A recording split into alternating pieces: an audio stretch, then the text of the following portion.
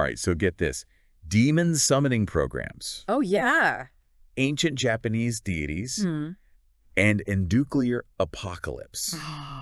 Sounds intense. We are going to dive into some seriously wild territory today Am I ready? with the Digital Devil story novels, Yeah. the inspiration behind the entire Megami Tensei game franchise. All right. You sent over summaries and analysis of all 9 of these books, Yeah. and trust me, that's a treasure trove. It is. Because the later ones are nearly impossible to find in English. They're incredibly rare, which is a shame because they lay the groundwork for so much of what makes Megami Tensei so compelling. The themes, the mythology, even specific characters and plot points. So our mission today is to unearth those connections. Let's do it. We'll uncover the overarching story, the moments that'll leave you speechless, and most importantly, how these books planted the seeds for everything Megami Tensei would become. All there. Are you ready to meet the OG Digital Devil himself? I am. Akemi Nakajima. Absolutely. Let's get into it. Okay, picture 1980s Japan. All right. We're introduced to Nakajima. Okay. A brilliant, but admittedly kind of arrogant high school student. Yeah. Who turns to a demon summoning program for revenge after getting bullied. And this is where things get really interesting. Oh, yeah. Not just for the plot, but for what it tells us about the era. You're right. It's not just a random plot device. Right. Remember, this is the 80s when personal computers were just starting to become widespread. There was this underlying fear of technology getting out of control. And Nishitani, the author, taps right into that. Nakajima's program is almost like a warning, a be careful what you code kind of message that resonates even more strongly today. Wow, I hadn't thought about it that way. Yeah. So it's like this blend of teenage angst, cutting-edge technology, and a dash of social commentary, all wrapped up in a demon summoning package. Exactly. And that blend is what makes the first book so compelling. Digital Devil story. Megami Tensei. Oh, okay. It's grounded in a reality we recognize, but then twists it with the supernatural. You got hypnotized students. Giant pink protoplasm tentacles. Oh my God. It gets pretty wild. Yeah, and then there's Yumiko, right? Oh, yeah. The transfer student who becomes Nakajima's partner. But, oh, by the way, she's also the reincarnation of the goddess Izanami. Talk about a plot twist. Right. This is one of the earliest connections to the games, wouldn't you say? Totally. Absolutely. First, you've got the title itself, Megami Tensei, which directly references Yumiko's divine nature. But more importantly, this twist introduces the idea of reincarnation, a concept that would become central to the Megami Tensei universe. Right. And it foreshadows the importance of relationships and partnerships that define so many of the games. Nakajima and Yumiko, two sides of the same coin bound by fate. Right. It's a dynamic we'll see echoed again and again. That's such a good point. It's like the foundation for those iconic duos we see in games like Persona and Shin Megami Tensei. Exactly. But speaking of Yumiko, let's not forget the absolutely brutal fate of her family. Right. The entire Shirasagi family is slaughtered by demons, orchestrated by the very bullies Nakajima is seeking revenge on. Right. It's a stark reminder that this isn't just a high school drama. The stakes are incredibly high. Wow. And innocent lives are on the line. It sets the tone for the entire series. This is a world where actions have consequences, and sometimes those consequences are horrifying. Okay, so the first book ends with Nakajima and Yumiko seeking refuge in Izanami's tomb. Right. What happens next? Well, does the story stay grounded, or does it, as they say, jump the shark? Well, let's just say things escalate pretty quickly in books 2 and 3. It's like the author took everything from the first book, the technology, the mythology, the violence, and cranked it up to 11. Okay. We're talking magicians, government conspiracies, even a battle in space against the Egyptian god. Set. Really? It goes from a personal revenge story to a full-blown apocalyptic struggle. Wow, that's quite a leap. It is. But it sounds like it retains that signature Megami Tensei blend of over-the-top action and deeper thematic exploration. Yes. Give me an example. What kind of crazy stuff happens that actually foreshadows elements in the games? There's this one scene in the second book where a mass of hypnotized people basically morph into this giant amoeba of human flesh. What? It's bizarre and unsettling, Yeah. but it foreshadows a concept called conception that the games explore later, particularly in Nocturne, this idea that humanity's collective unconscious can manifest in monstrous ways. It's pure Megami Tensei. Okay, that is seriously messed up, but also incredibly fascinating. Yeah. So we see the seeds of these really complex philosophical ideas starting to sprout even in these early action-packed books. Exactly. And then there's Nakajima's fate in the third book. Oh, right. He's put on trial by the authorities for his role in unleashing the demon apocalypse and is ultimately executed. Wow. It's a brutal end for a character who, despite his flaws, had moments of genuine heroism. It's interesting, though, because you don't really feel that bad for him. Yeah. Right? I mean, he did choose to save Yumiko over potentially saving the rest of humanity. Huge decision. Yeah, it's a huge decision. Yeah. Massive consequences. It is, and it speaks to a core theme that runs throughout the series. Okay. The power of individual choice and its impact on the world. Right. Nakajima's choices, first driven by revenge and then by love, set in motion a chain of events that literally reshape reality. So wait, the original trilogy ends with Lucifer winning. It does. Nakajima is dead. The world is in chaos. That's pretty dark. Yeah, it is. But you mentioned there's more to this story. There is. This is where we enter the new Digital Devil Stories series, right?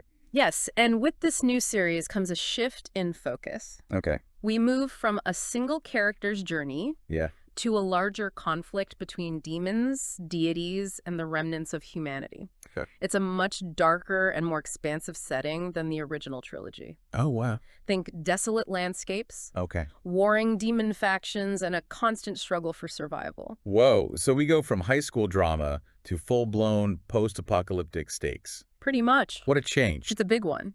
And who is our new protagonist navigating this wasteland? Meet Kita Osuka, a young man who picks up the mantle of fighting demons in this ravaged version of Japan.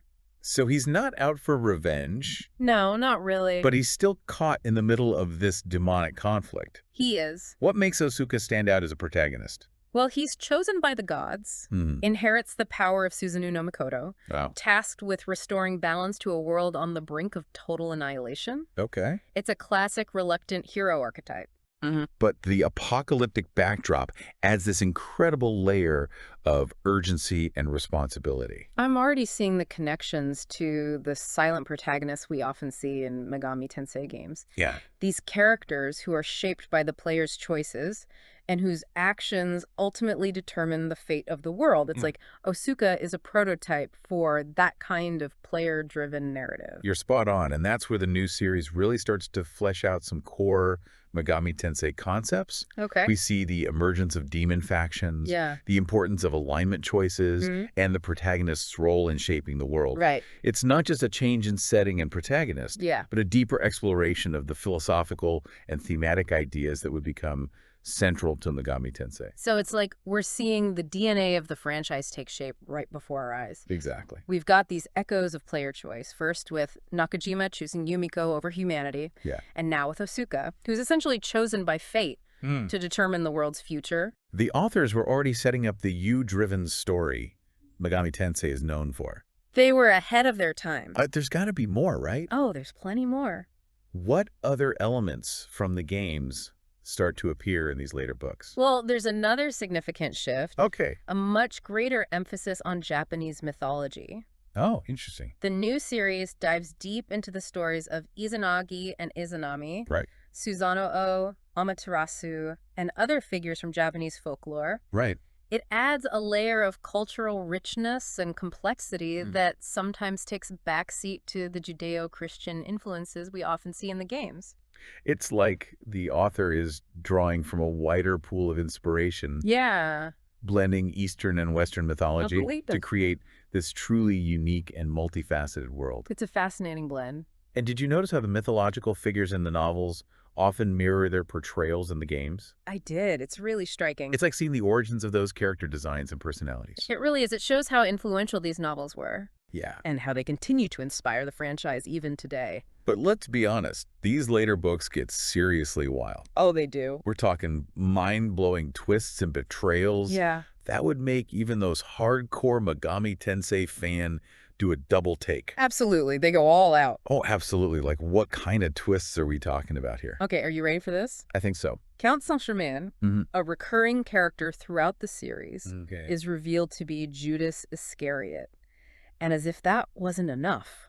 Wow. Emperor Sutoku, a historical fascist with a serious grudge against Japan, is resurrected and joins the fray. No way. It's a roller coaster of the unexpected. Wow. Constantly pushing the boundaries of what you think is possible. Wow, Judas Iscariot, ain't he a vengeful emperor? Yeah, it's a lot. Sounds like Neshitani had some wild ideas brewing in his coffee. He definitely had a vivid imagination. But is it all just shock value?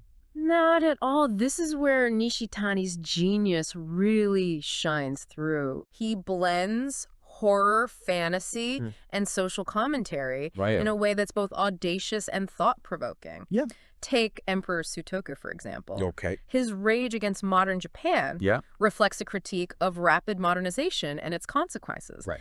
These seemingly outlandish plot elements actually carry deeper meanings. So we've got ancient deities battling it out, reincarnated protagonists struggling to understand their destinies, historical figures thrown into the mix, and mind-blowing twists at every turn. It's quite a ride. What could possibly top all of that? Well, the grand finale involves a nuclear war between the U.S. and Japan. Oh, wow. A devastating intervention by God. What? And the near-total destruction of North America. Okay, hold up. A nuclear war, any divine intervention. You heard that right. That's next level apocalyptic. I have to know more. We'll dive into the chaos of the final books, All right. the next part of our deep dive. Okay. Trust me, you won't want to miss it. I'm intrigued. I can't wait. All right, so we left off with the new Digital Devil story series, ramping up the tension. Yeah. Right? Yeah. We got demon factions, a reluctant hero in Kita Osuka, and Japanese mythology taking center stage. Right. But then Nishitani throws a curveball, a nuclear war between the U.S. and Japan. Yeah, talk about escalating the stakes. Right. It's not just demon skirmishes anymore. No. So how does this apocalyptic showdown actually play out?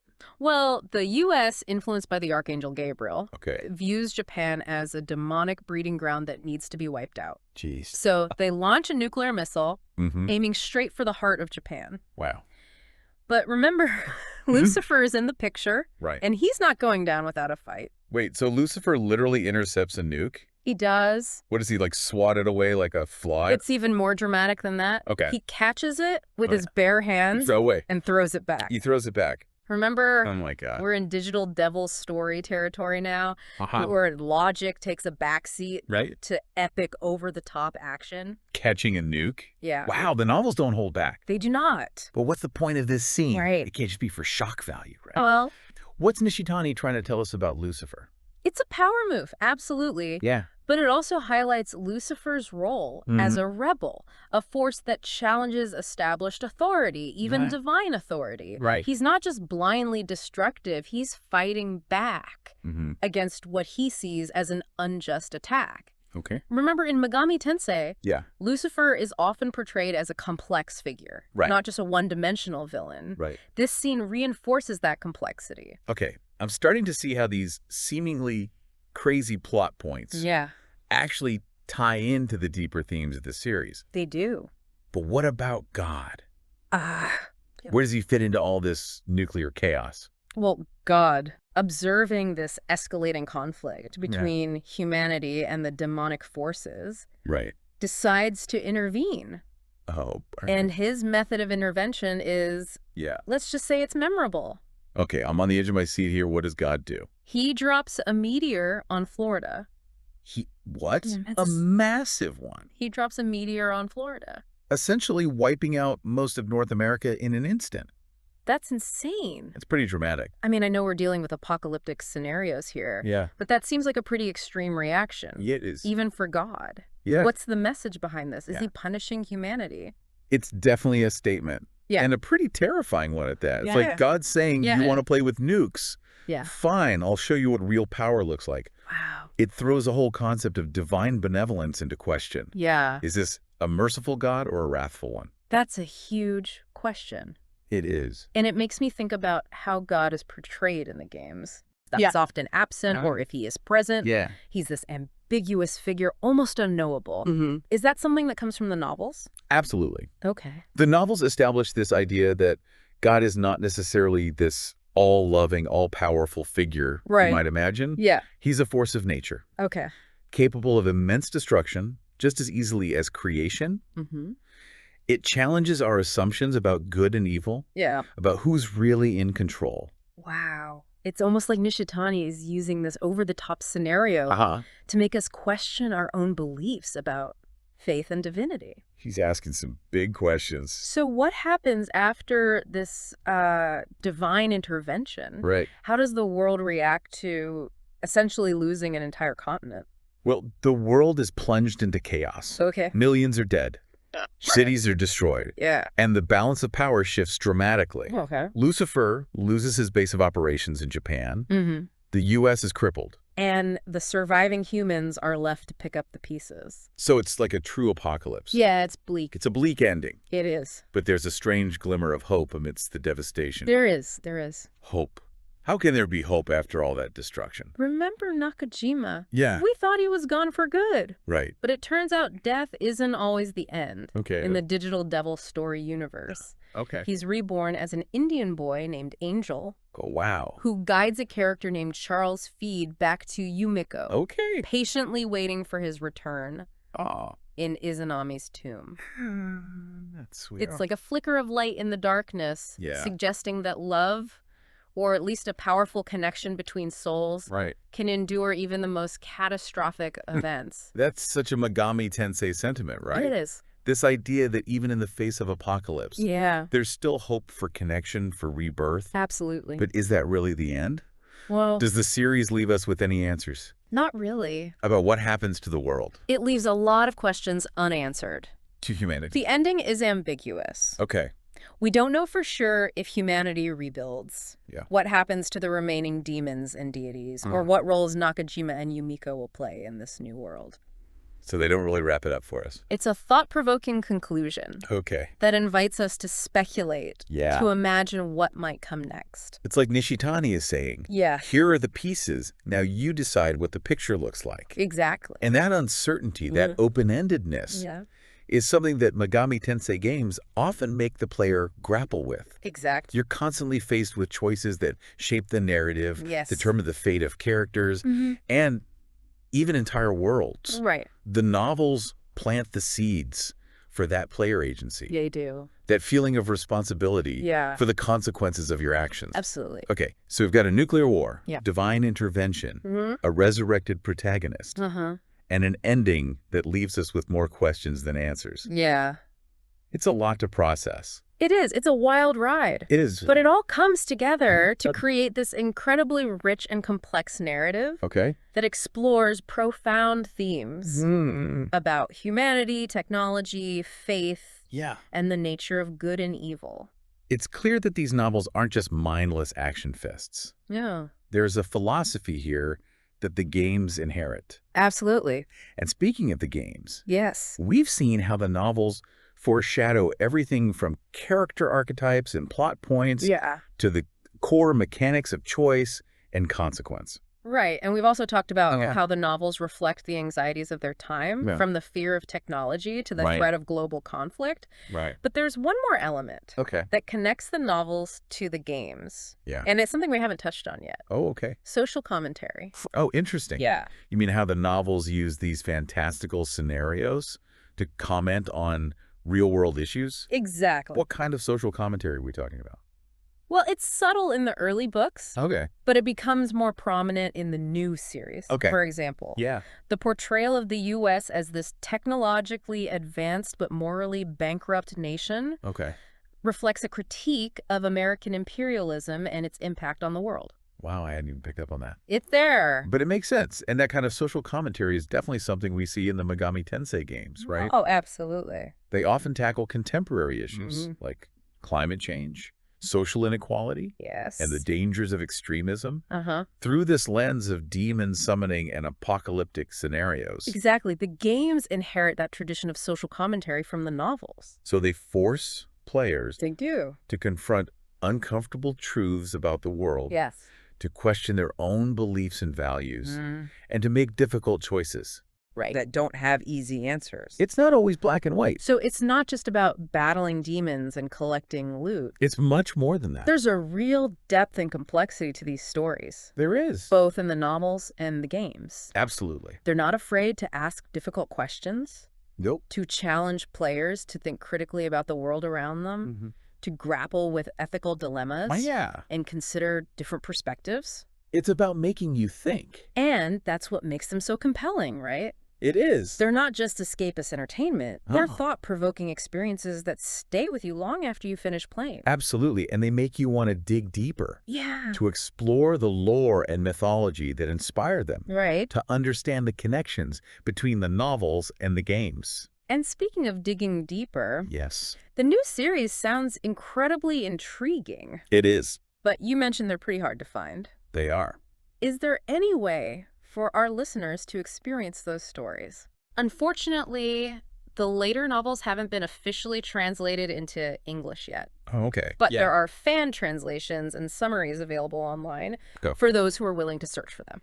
So for those who want to delve into the full Digital Devil Story saga, it might take a bit of detective work. A little bit. But trust me, it's worth the effort. It really is. These novels are a hidden gem, They are. offering a fascinating glimpse into the origins of a franchise that continues to captivate and challenge players today. Absolutely.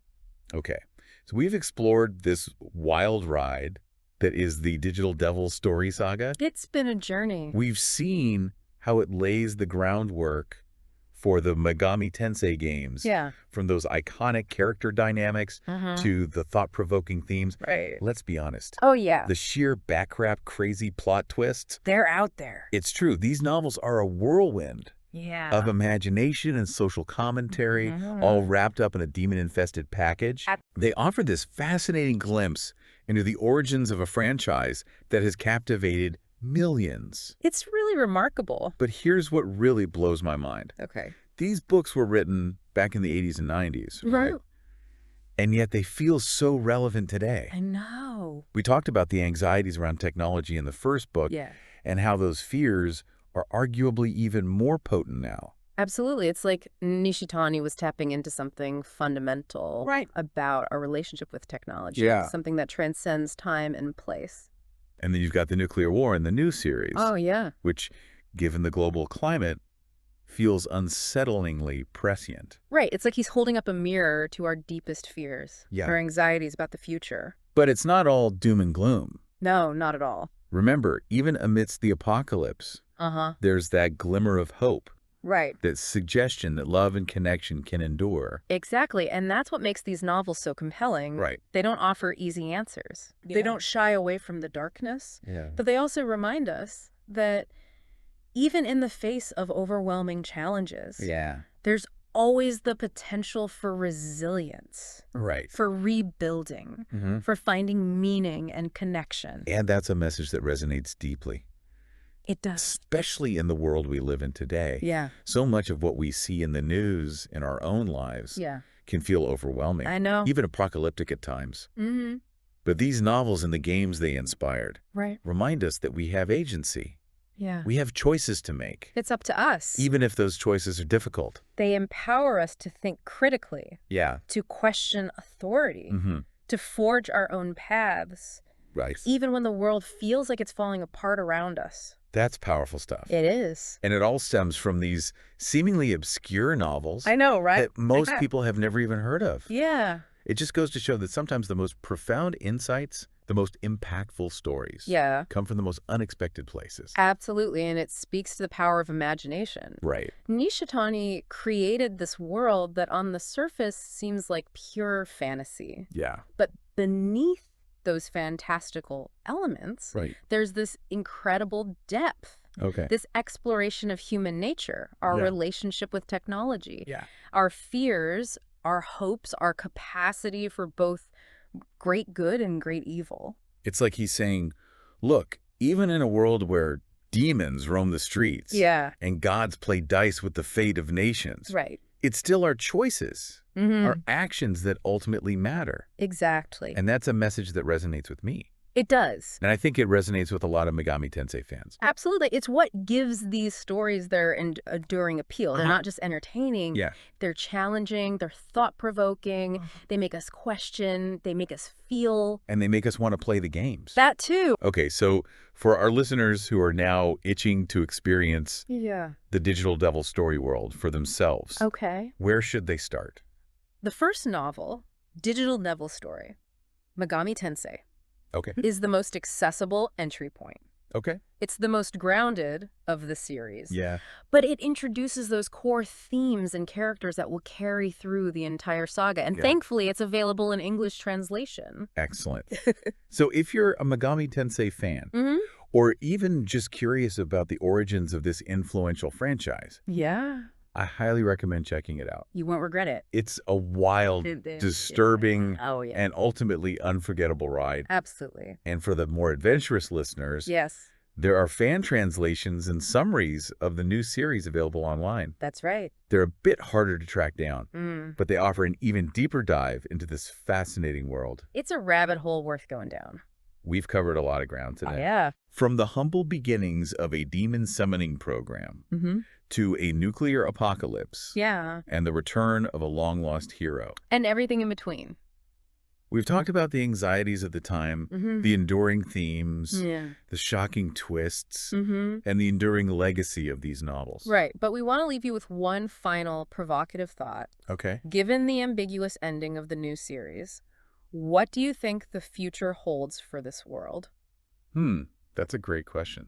Could there be more stories waiting to be told? Yeah. Perhaps in the form of new games? Yeah. Or even a continuation of the novel series? That would be awesome. It's a question worth pondering. It is. The Digital Devil story saga may have reached its conclusion. Right. But the ideas it explores are timeless. Yeah. And its influence on Megami Tensei continues to this day.